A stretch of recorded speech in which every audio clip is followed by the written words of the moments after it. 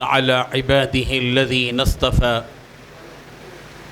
أما بعد فقال الله تبارك وتعالى في القرآن المجيد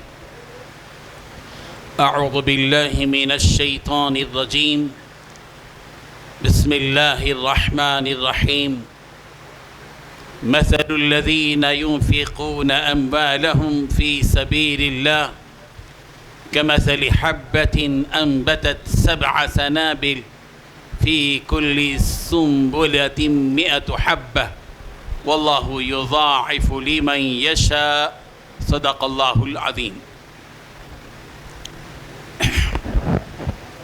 علماء کرام، بزرگان محترم،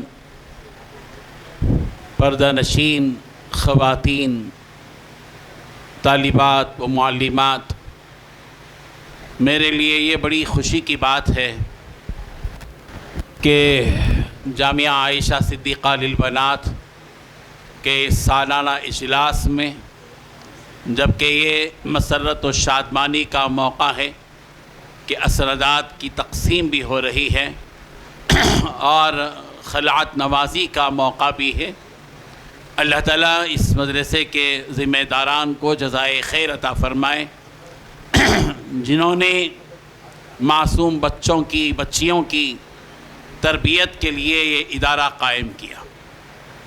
مدرسہ چلانا، ان کے لیے کھانے پینے کا انتظام کرنا، ان کے قیام کا انتظام کرنا اور معقول انتظام کرنا اور پھر ان کی تعلیم و تربیت کے سارے اسباب فراہم کرنا، یہ کوئی معمولی بات نہیں ہے۔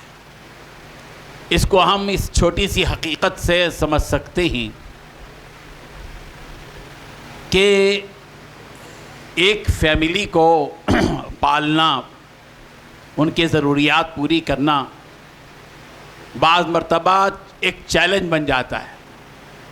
2 بچے میاں بیوی، 3 بچے ایک میاں بیوی ایک گھر میں زندگی بسر کرتے ہیں، ان کی تعلیم کے لیے چیلنجز آتے ہیں، پرابلمز آتے ہیں۔ 20-25 تاریخ کے بعد جیب ٹٹولنی پڑتی ہے، ایسے حالات آ جاتے ہیں۔ ایک گھر چلانے کے لیے اتنی مشکلات ہوتی ہیں تو آپ سب اندازہ کر سکتے ہیں کہ 100، 50، 150، 200 بچوں اور بچیوں کو ایک جگہ رکھنا، ان کے قیام طعام کا انتظام کرنا، ان کی تعلیم و تربیت کا انتظام کرنا، ان کے تحفظ کا معاملہ ہوتا ہے، سیکیورٹی کا مسئلہ، ان ساری حقیقتوں کو سامنے رکھ کر ہم سمجھ سکتے ہیں کہ ایک ناظم کے لیے، ایک ناظمہ کے لیے، ایک محتمم کے لیے کس قدر مراحل والے اور مشکل مراحل پیش آتے ہیں۔ اللہ تعالیٰ جزائے خیر دے۔ ہندوستان کے تمام بڑے چھوٹے مدارس کے ذمہ داران پر اللہ تعالیٰ رحم فرمائے کہ وہ ایک چیلنج کو قبول کرتے ہیں، ذمہ داری کو قبول تسلیم کرتے ہیں اور بڑی ہمت کے ساتھ میدان میں اترتے ہیں اور اتنا بڑا جوخم مول کر آگے بڑھتے ہیں، اقدام کرتے ہیں، منصوبے بناتے ہیں اور پھر کہیں چل کر ایک ادارہ اس کا نام ہوتا ہے، اس کا کام بڑھتا ہے، اس کے نتائج سامنے آتے ہیں، اس کے ثمرات قوم کے سامنے نمودار ہوتے ہیں۔ ظاہر ہے کہ ایک مدرسہ چلانے کے لیے ایک تو صلاحیت والے افراد کی ضرورت پڑتی ہے، جیسے علماء ہیں، عالمہ ہیں، مربیہ ہیں، وغیرہ وغیرہ۔ اور دوسرے جس چیز کی اہم ترین ضرورت ایک مدرسے کو ہوتی ہے وہ ہے مالیے کا مسئلہ۔ مال، روپیہ، پیسہ جب تک ادارے میں نہیں ہوتا، اگرچہ کہ مال کی اہمیت نہیں ہے لیکن اس کی مثال ریڑھ کی ہڈی کسی ہے۔ ریڑھ کی ہڈی پیچھے ہوتی ہے لیکن اس کے بغیر آدمی کھڑا نہیں ہو سکتا۔ بالکل اسی طرح ایک مدرسے کو شاہراہ ترقی پر لانا ہے، ایک مدرسے کو منظم انداز میں چلانا ہے تو اس کے لیے بھی روپے پیسے کی ضرورت ہوتی ہے۔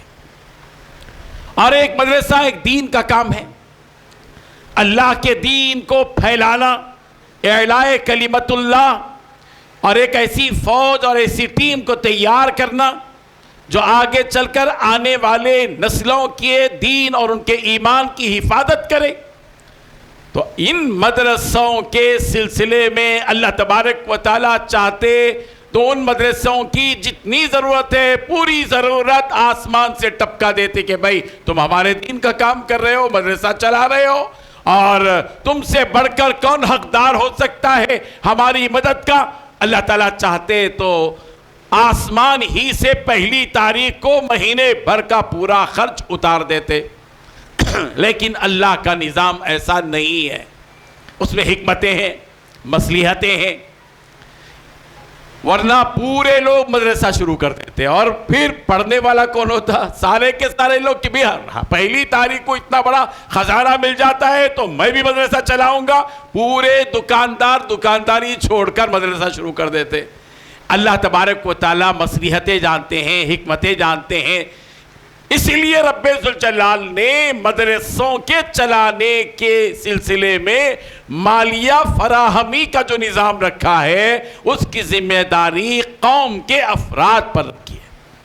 قوم کے وہ افراد جن کو اللہ تبارک و تعالیٰ نے دولت دی ہے، مال دیا ہے، وہ اپنے مال میں سے اعلاء کلمت اللہ کے لیے فی سبیل اللہ جس کو کہا گیا، وہ بھی ایک مصرف ہے جس پر خرچ کیا جانا چاہیے، جیسے یتیموں پر خرچ کیا جائے، مسکینوں پر خرچ کیا جائے، محتاجوں اور ضرورت مندوں پر خرچ کیا جائے، مسافروں پر خرچ کیا جائے، قیدیوں کی رہائی پر خرچ کیا جائے، بالکل اسی طرح مدارس پر بھی خرچ کیا جائے، اس لیے کہ مدارس میں وہ کام ہوتا ہے جو نبی رحمت حضرت محمد مصطفیٰ صلی اللہ علیہ وسلم نے صفہ کے چبوترے پر قائم کیا۔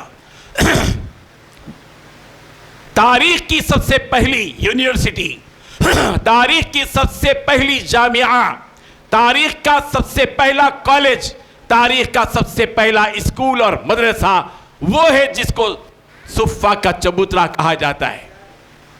نبی رحمت صلی اللہ علیہ وسلم نبی تھے، آخری نبی، نبیوں کے سردار۔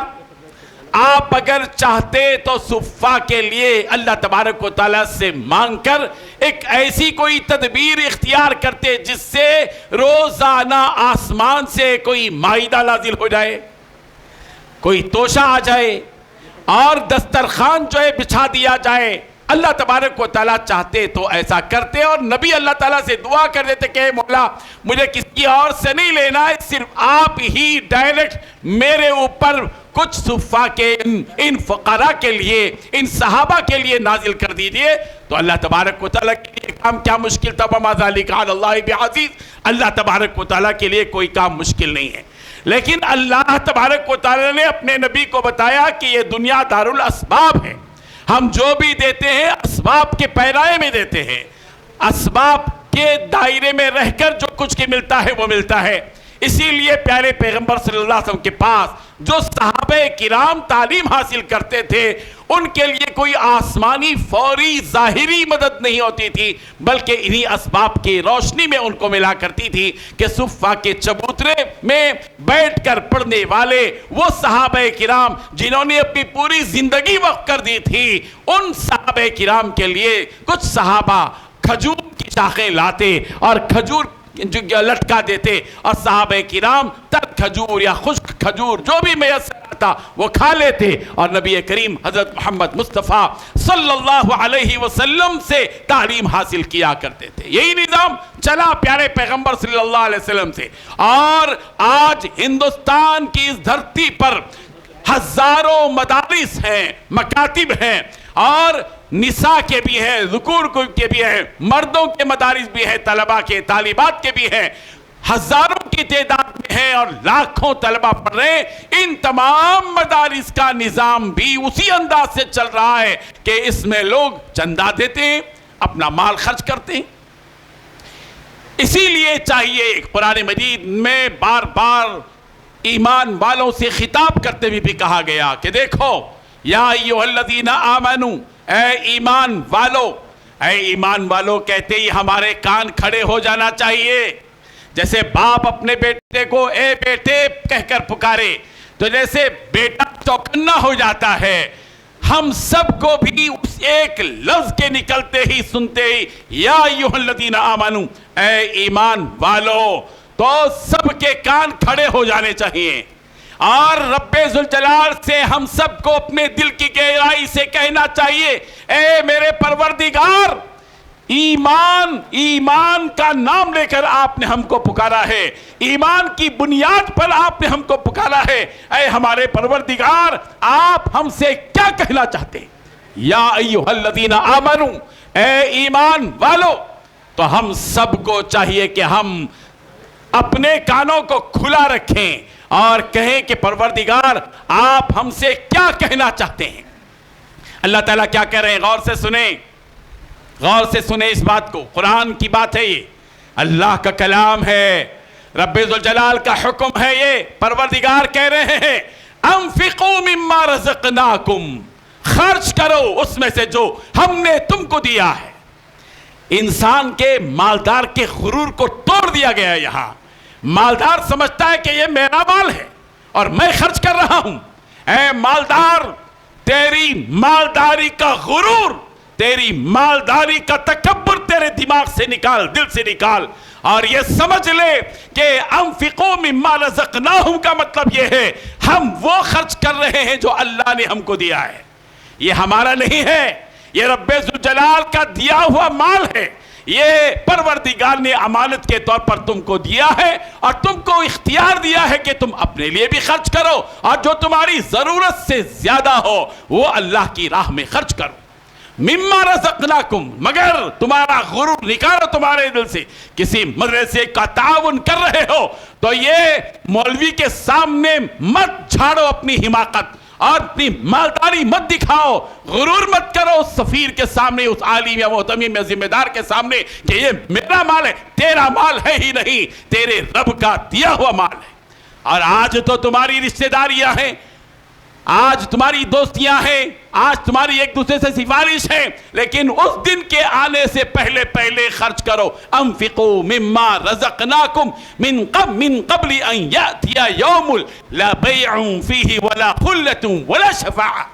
اس دن کے آنے سے پہلے اس دنیا میں خرچ کر لو جس دن نہ تجارت رہے گی، نہ دوستی رہے گی، نہ سفارش رہے گی. اس سے پہلے خرچ کرو، اللہ کی راہ میں خرچ کرو. وَأَنفِقُوا فِي سَبِيلِ اللَّهِ، اور خرچ کرو اللہ کے راستے میں. وَلَا تُلْقُوا بِأَيْدِيكُمْ إِلَى التَّهْلُكَةِ، تم خرچ کیے بغیر بخل کر کے اپنے آپ کو اپنے ہاتھوں ہلاکت میں مت ڈالو. معلوم یہ ہوا کہ اللہ کی راہ میں خرچ کرنا خود ہماری حفاظت ہے، ہمارے مال کی بقا ہے، ہمارے مال میں بڑھوتری لانا ہے. اور اللہ کی راہ میں خرچ نہ کرنا یہ ہلاکت ہے، تباہی ہے، بربادی. یہی وجہ ہے کہ ما من یوم یصبح العباد فیہ الا ملکان ینزلان. کوئی بھی دن ایسا نہیں ہوتا، کوئی بھی صبح ایسی نہیں ہوتی جس میں بندے صبح کر رہے ہوں، مگر ہر صبح رب ذوالجلال کی طرف سے 2 فرشتے آسمان سے زمین پر اترتے ہیں. اور وہ دونوں فرشتے کیا کہتے ہیں معلوم؟ دل کے دروازوں کو کھلا رکھ کر سنیے کیا کہتے ہیں وہ. ان میں سے یہ کہتا ہے اللہم اعطی منفقا خلفا، اے اللہ جو بندہ اس دنیا میں اس روئے زمین پر اپنا مال خرچ کر رہا ہے، پروردگار اس کے مال میں خوب اضافہ فرما دیجئے. پروردگار اس کو فرشتہ، آسمان کے فرشتے، پاک معصوم فرشتے جنہوں نے کوئی گناہ نہیں کیا، وہ فرشتے اس بندے کے لیے دعا کرتے ہیں جو بندہ اپنا مال اللہ کی راہ میں خرچ کرتا ہے. کہتے ہیں اللہم اعطی منفقا خلفا، اے پروردگار جو شخص خرچ کر رہا ہے اس کے خرچ کرتے ہی اس کے پیچھے اس کو اور خوب دیجیے. اسی لیے جو لوگ اللہ کی راہ میں خرچ کرتے ہیں وہ کبھی محروم نہیں رہتے. اس یقین کے ساتھ خرچ کیجئے اسی لیے قرآن مجید میں کہا گیا یمحق اللہ الربا ویربی الصدقات، سود سے مال بظاہر بڑھتا ہے مگر حقیقت میں گھٹتا ہے. سود سے مال گھٹتا ہے لیکن ویربی الصدقات، لیکن جب آدمی صدقہ کرتا ہے اس صدقے کی برکت سے اللہ تبارک و تعالیٰ اس کے مال کو بڑھاتے چلے جاتے ہیں. لکھ پتی کروڑ پتی بنتا ہے، کروڑ پتی ارب پتی بنتا ہے. کب؟ جب وہ اللہ کی راہ میں خرچ کرتا ہے. لیکن ایک بات یاد رکھیں، جب اللہ کی راہ میں خرچ کرے تو احسان نہ جتائیں. کسی مدرسے کے محتمم پر خرچ کر کے اس کے اوپر احسان جتاتے ہو، تکلیف دے کوئی ایسا جملہ کہہ دیتے ہو جس سے اس کا دل ٹوٹتا ہے. پروردگار کہہ رہے ہیں کہ وَلَا تُبْطِلُوا صَدَقَاتِكُمْ بِالْمَنِّ وَالْعَذَابِ، تم اپنے صدقے کو بیکار مت کرو، ضائع مت کرو. احسان جتانے والی بات کہہ کر، تکلیف دینے والی، دل کو تیر مارنے والی باتیں کہہ کر تم اپنے صدقات کو ہرگز بیکار مت کرو. جو لے رہا ہے تمہارے پاس، تمہاری ذمہ داری یہ نہیں ہے کہ مدرسے کا محتمم تمہارے دربار میں آئے، تمہاری دکان میں آئے، تمہارے دفتر میں آئے، تمہارے گھر کا دروازہ کھٹکھٹائے. تمہارا ضمیر یہ چاہتا ہے تو تمہارا ضمیر غلط ہے، تمہارا ضمیر مجرم ہے. اس لیے کہ مدرسے کے دین کا تقاضا، اس کی دینی خدمات کا تقاضا، اس کی علمی خدمات کا تقاضا یہ ہے. اور اس مدرسے کی نسبت صفہ کے چبوترے سے ہے، اور صفہ کی نسبت رسول رحمت صلی اللہ علیہ وسلم سے ہے. اس نسبت کی بنیاد پر تمہاری ذمہ داری ہے کہ تم خود مدرسے کو جاؤ اور اپنا مال بڑے اہتمام کے ساتھ، عظمت کے ساتھ، عاجزی کے ساتھ، انکساری کے ساتھ، خوش دلی کے ساتھ، وسعت ظرفی کے ساتھ اللہ سے یہ دعا کرتے ہوئے مدرسے کو دو کہ اے پروردگار میرے پاس کچھ نہیں، جو کچھ ہے یہ ہے، میں نے اپنی وسعت کے بقدر اور طاقت کے بقدر آپ کی راہ میں نے دیا ہے اور مدرسے کے والوں کے سامنے لا کر رکھ دیا ہے. ایک دور تھا، ہمارے بڑے بڑے اکابر تھے، وہ ان کے پاس عزت نفس کا مسئلہ تھا. ان کے پاس لوگ آتے تھے، ان کے سامنے پیشکش کرتے تھے کہ یہ اتنی بڑی رقم ہے. کہنے والے کہتے تھے، جب وہ انکار کرتے تھے مدرسے کے محتمم، تو آپ کو اتنی بڑی رقم دینے والا نہیں ملے گا، لے لیجئے. تو وہ کہتے تم کو بھی کوئی ایسا شخص نہیں ملے گا جو اتنی بڑی رقم کو دھتکار دے. کہ ایسے تھے ہمارے اکابر جنہوں نے قبول نہیں کیا تو ان کی جوتیوں پر لا کر ہزاروں لاکھوں روپے ڈال کر چلے گئے، اور انہوں نے اس کو ایسے ہی جوتوں سے ادھر ادھر کر کے جھٹک دیا جیسے کوئی گرد جھٹکی جاتی ہے. بزرگان محترم، اللہ کی راہ میں خرچ کرنے کا جذبہ پیدا کیجیے، اور یہ بات یاد رکھیے کہ گھٹیا چیزیں اللہ کی راہ میں خرچ مت کیجیے. آپ اللہ کی راہ میں دے رہے ہیں، اور آپ کو پتا ہونا چاہیے کہ اللہ کی راہ میں جو خرچ کیا جاتا ہے، پروردگار آپ کے پیسے کو کیا کرتے ہیں. اللہ اکبر. ان اللہ یتقبل بیمینہ، اللہ تبارک و تعالیٰ اپنے بندے کے مال کو اپنے سیدھے ہاتھ سے قبول کرتے ہیں. یمین کا لفظ استعمال کیا. اللہ تعالیٰ کے ہاتھ وہ اپنی اس کی شان کا ہاتھ ہے، اس میں مت جائیے بہت زیادہ ڈیپ میں اور گہرائی میں. لیکن اللہ تبارک و تعالیٰ اپنے بندے کے مال کو اپنے سیدھے ہاتھ سے قبول کرتے ہیں. وَيُرَبِّيهَا لِصَاحِبِهَا، اور اس مال کو مال والے کے لیے بڑھاتے رہتے ہیں. جیسے بچہ روزانہ بڑھتا رہتا ہے، جیسے بچہ بڑھتا رہتا ہے، اللہ تبارک و تعالیٰ قیامت تک اس کی دولت کو جو اس نے اللہ کی راہ میں دیا بڑھاتے رہتے ہیں. اسی لیے اللہ کی راہ میں خرچ کیجئے. پروردگار کی راہ میں خرچ کرنے کا جذبہ اپنے دل میں پیدا کیجئے. قرآن مجید کیا کہہ رہا ہے پتہ ہے؟ ہم لوگوں کو یقین نہیں ہے، ہم یقین کی کیفیت میں ڈوب کر خرچ نہیں کرتے، رسمی طور پر خرچ کر دیتے ہیں. دینا ہے اس لیے زکوٰۃ دینا ہے، نہیں دیں گے تو کیسا اس لیے زکوٰۃ دیتے نہیں. اس یقین کے ساتھ اللہ کی راہ میں خرچ کرو کہ پروردگار اس کو اس کا اجر و ثواب اپنی شان سے عطا کرتا ہے. قرآن مجید کہہ رہا ہے مثل الذین ينفقون اموالهم فی سبیل اللہ کمثل حبة انبتت 7 سنابل فی کل سنبلة 100 حبة واللہ یضاعف لمن یشاء۔ وہ لوگ جو اللہ کی راہ میں اپنا مال خرچ کرتے ہیں، ان کے مال کی مثال کمثل حبہ، ان کے وہ مال جو انہوں نے خرچ کیے ہیں ان مالوں کی مثال، اس مال کی مثال اس دانے کی جیسی ہے جو دانہ کسان اپنی کھیت میں بوتا ہے۔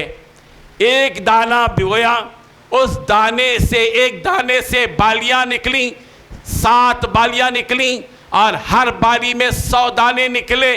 مثل الذین ينفقون اموالهم فی سبیل اللہ کمثل حبة انبتت 7 سنابل، اس ایک دانے سے 7 بالیاں نکلیں، فی کل سنبلة 100 حبة، ہر بالی میں 100 دانے۔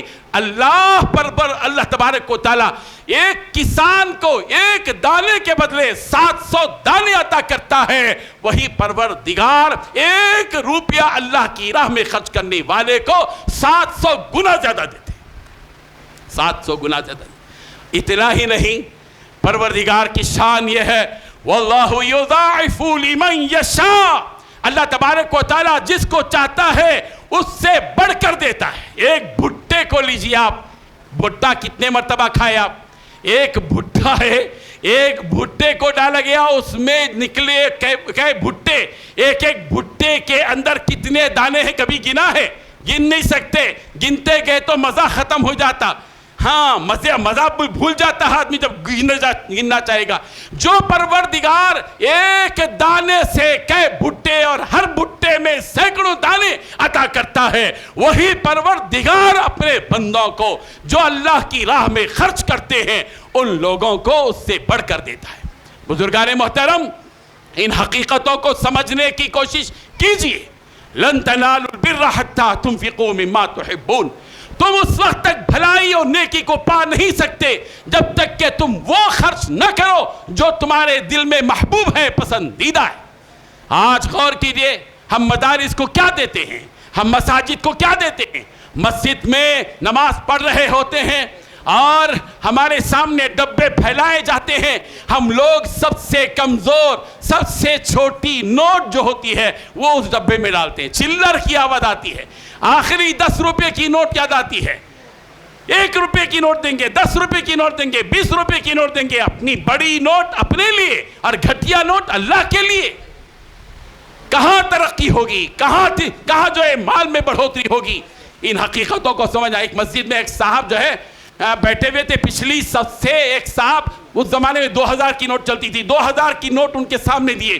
وہ صاحب سمجھے کہ یہ جو 2000 کی نوٹ ہے، بیچارہ آدمی پیچھے جو کتنا مخلص آدمی ہے، مجھے ڈبے میں ڈالنے کے لیے دے رہا ہے، انہوں نے ڈبے میں ڈال دیا۔ بعد میں ان صاحب نے جو پیچھے تھے انہوں نے کہا صاحب یہ 2000 کی نوٹ میری نہیں ہوتی، آپ کے جیب سے پیچھے سے گر گئی تھی، میں نے آپ کو دیا۔ ہم لوگ غلطی سے بڑی نوٹ ڈال دیتے ہیں، حقیقت میں نہیں ڈالتے۔ بہرحال یہ ایک بہترین موقع ہے، یہاں مجمع موجود ہے اور ہم سب کے درمیان میں ایک بڑی شخصیت رونق افروز ہے، حضرت مولانا سید احمد خضر صاحب مسعودی دامت برکاتہم یہاں موجود ہیں۔ الحمدللہ حضرت میرے لیے بڑے محسن ہیں، میں بتاتا ہوں آپ کے میرے لیے محسن، انہوں نے کہا آپ کو شاید یاد نہ ہو حضرت کو۔ 93 میں جب میں روح قرآن لکھ رہا تھا، انسائکلوپیڈیا ہے قرآن، مضامین قرآن کا، اور اس کی کتابت دیوبند میں ہوتی تھی، دلشاد صاحب یا نوشاد صاحب کاتب تھے، حضرت کے جو ہے وہ دوست تھے۔ اسی دوستی کی بنیاد پر روح قرآن کی تقریر حضرت مولانا انظر شاہ کشمیری رحمۃ اللہ علیہ کے ہاتھوں سے لکھوانا تھا، تو میں تو حضرت کو نہیں جانتا تھا، وسائل پہنچنے کے نہیں تھے، تو الحمدللہ آپ ہی نے بذات خود روح قرآن کی تقریر حضرت مولانا انظر شاہ صاحب کشمیری رحمۃ اللہ علیہ کے ہاتھوں سے لکھوا کر ان کاتب صاحب کے ذریعے مجھ تک پہنچایا۔ گویا آپ میرے لیے محسن ہیں میں آج آپ کا شکریہ ادا کرتا ہوں جبکہ اس کے 40 سے زائد سال ہو چکے ہیں۔ اللہ تبارک و تعالی حضرت کے آنے کو قبول فرمائے اور ان خدمات کو قبول فرمائے جو اس مدرسے میں ہو رہی ہیں۔ اس قسم کے مدارس کی حوصلہ افزائی کرنا ہم سب کی مذہبی اور اخلاقی اور دینی ذمہ داری ہے۔ اللہ تعالی ہم سب کو قبول فرمائے۔ وآخر دعوانا ان الحمد للہ رب العالمین۔